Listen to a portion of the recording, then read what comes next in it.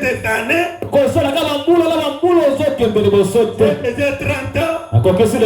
Déjà 50 ans. Déjà 70 ans. Déjà 80 ans.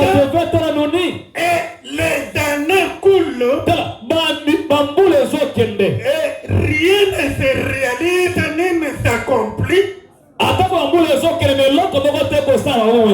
dans ta vie. Et tu commences à attribuer seulement les erreurs aux autres. Non. La vie,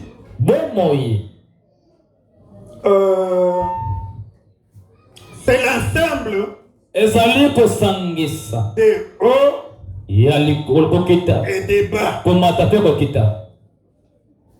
Dans la vie, si tu es un homme, si tu es une femme, tu dois contracter des difficultés énormes, des adversaires qui t'empêchent même d'avancer. Et il faut prouver que tu es un homme, tu es une femme. Gloire à Dieu. Tu dois prouver que Dieu est avec toi. Non. Tu ne fais qu'attribuer les erreurs aux autres. Ces gens-là ne t'ont jamais coupé les mains. Tu as toujours tes mains et ta tête là. Et tu raisonnes. Amen. Amen. Ce n'est pas puisque Dieu a créé femme et que tu ne peux pas réussir dans ta vie. Non. Comment une femme peut appliquer la parité?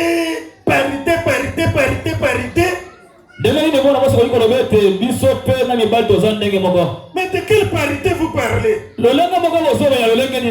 Parité? C'est-à-dire que la femme doit travailler aussi comme l'homme. La femme doit diriger aussi. Les grandes entreprises, voire même les pays. Il y a des pays dirigés par des femmes. Et quand vous voyez les pays dirigés par les femmes, sont des pays stables. Il n'y a pas de guerre, pas de troubles. Et toi, tu es quel type de femme? Donc, puisque je ne suis pas marié, je n'ai pas d'homme. Est-ce qui t'a dit que pour réussir la vie, il faut être marié, il faut avoir un homme? Non. Par contre, si tu es une femme qui travaille, qui a une tête bien faite, les hommes te suivront. Oui. Oui. Et si tu es une femme, tu ne raisonnes pas, tu n'agis pas comme il faut, les hommes ne s'approcheront même pas de toi. Notre gouvernement est dirigé par une femme. Est-ce qu'il n'y a pas d'homme? Ils sont là. Maintenant, on a trouvé que cette femme, elle a une tête bien faite. Amen. Dans notre pays, on a connu des ministres des Affaires étrangères.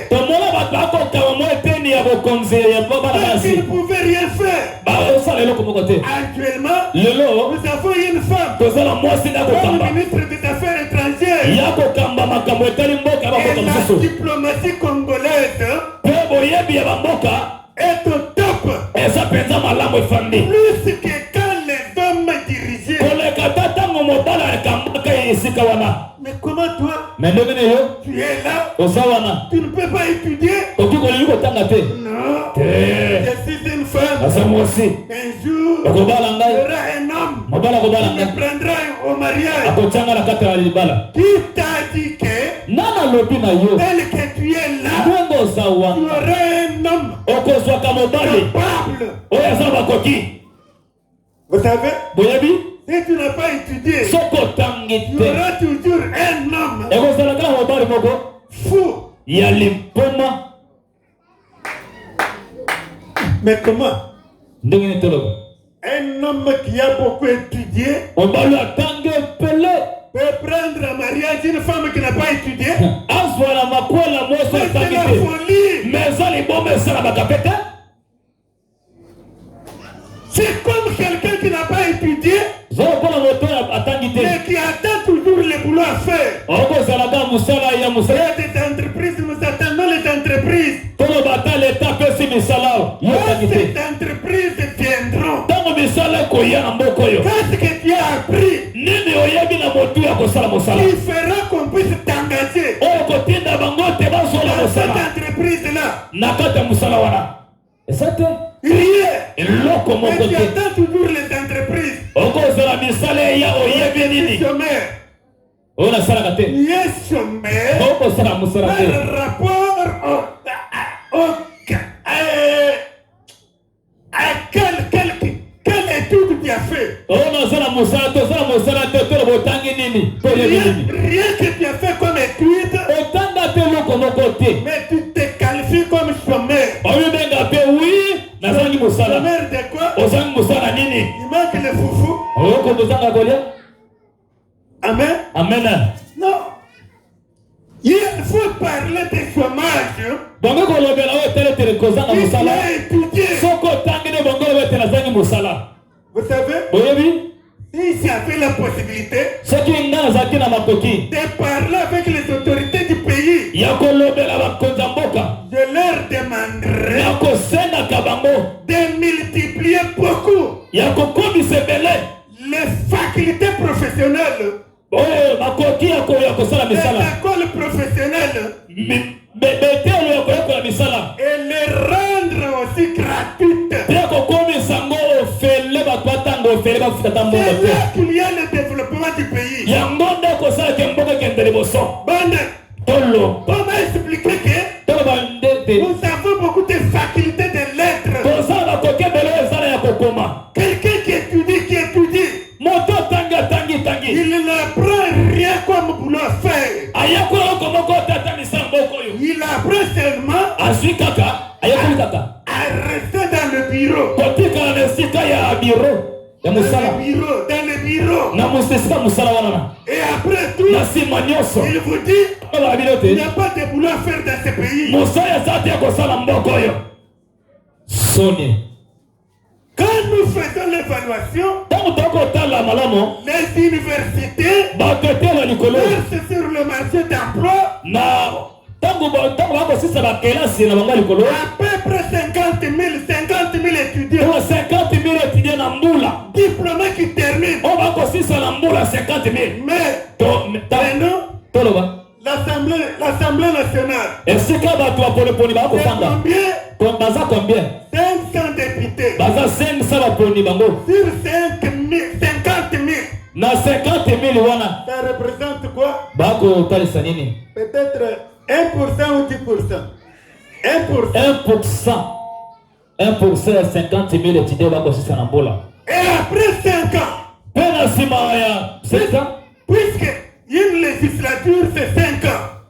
Pote kobongo se makambo top fan de la reconnaissance 5 ans. Pour que les députés là, pote baponami, ils sont en poste, abandonnent ou laissent les postes là. Il faut 5 ans. Et vous avez 5 ans. Et par an, Nambula, les universités nous donnent 50 000 diplômés. 50 000 étudiants Nambula. Après 5 ans, 5 ans. Nous avons déjà combien? Nous avons combien? 250 000 diplômés d'État. 250 000 ya bato aussi ça va être là l'école. Et ces gens-là, ces diplômés d'État là, bato aussi ça va être là. Qui sont-ils? Basaba nani? Des bureaucrates. Bato bafandi na bureau.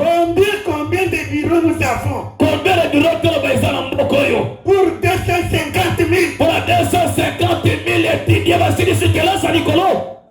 Mais si on avait formé les ingénieurs dans plusieurs domaines, d'eux-mêmes, ils créeront les emplois. Et le pays pourra avancer. Que Dieu vous bénisse. Que Dieu vous bénisse. C'est pourquoi un milliardaire chinois dit les universités ne forment que les chômeurs.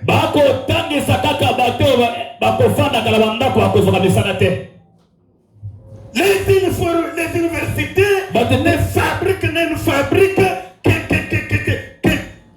des fainéants. L'université est considérée comme un centre où on apprend un travail à faire.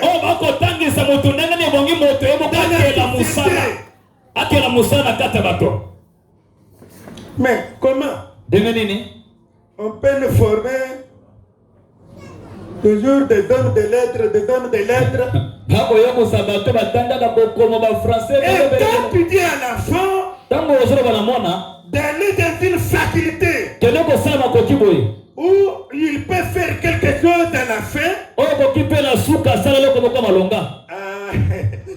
quelqu'un comme moi, faire cela, non. Je ne peux pas. Amen. Amen. Retournons.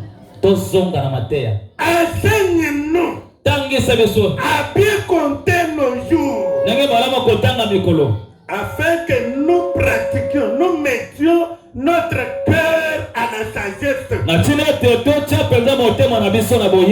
Amen. Amen. Voilà Dieu. Le mois de juin, c'est la fin du premier cycle de l'année. Ce n'est pas la fin de l'année sur le calendrier, mais dans le monde des affaires, et dans le monde spirituel, c'est déjà la fin. Qu'est-ce que tu as fait depuis le 1er janvier jusqu'à le 30 juin? Qu'est-ce que tu as fait dans ta vie? Et qu'est-ce que tu attends faire encore pour le deuxième semestre de l'année? Que Dieu vous bénisse.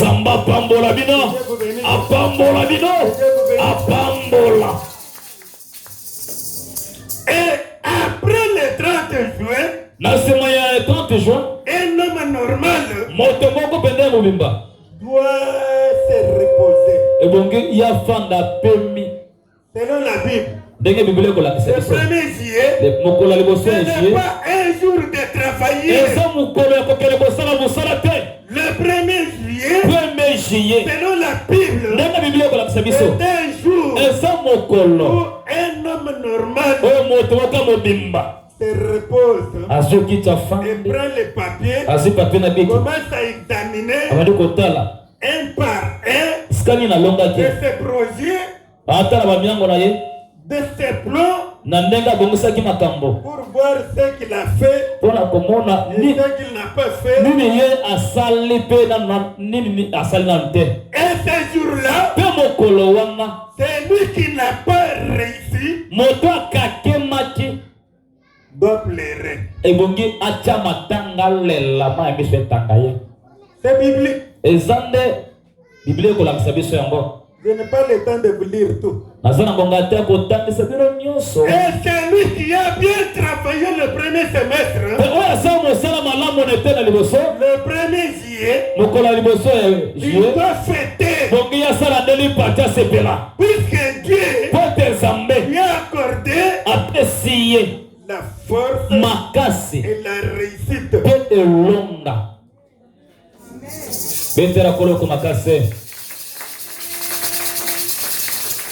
Amen. Amen. Et celui qui n'a pas réussi, qui a échoué, il doit se poser beaucoup de questions.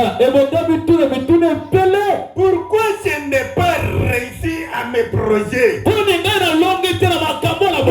Pourquoi mes plans ont échoué? Qu'est-ce que je faisais? Comment je vivais? Avec qui j'ai partagé mes projets? Avec qui j'ai partagé mes forces? Non.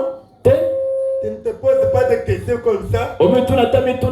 Attends seulement la fin de l'année pour fêter le 1er janvier.